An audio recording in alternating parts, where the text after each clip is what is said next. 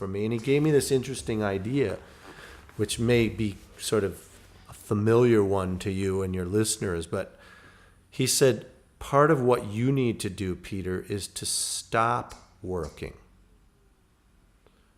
You need not to apply your facility to this.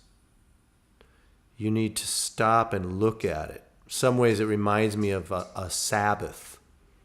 Stop working. Take a step back. Look at your life.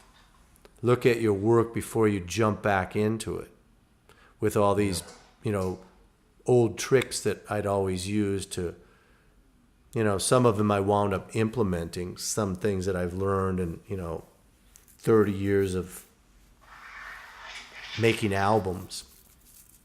Yeah.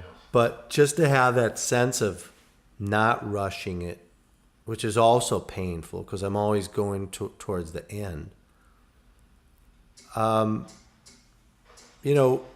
It's very hard now to quantify the success of this record because we're in a place in the record business where everything's up for grabs. I mean, it's the old model is over. I mean, in the 2 years since I put out Mystery in the Hum, it's even gotten, I won't use the word worse, but it's changed even more. Oh yeah. It's grown farther and farther from what it was.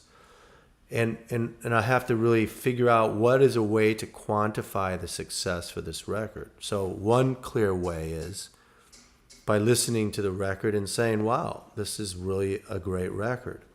The other way is to see all the ways that I've learned about creating in general, about creating records specifically, and being in a collaborative, creative relationship. And those two things are of significant value.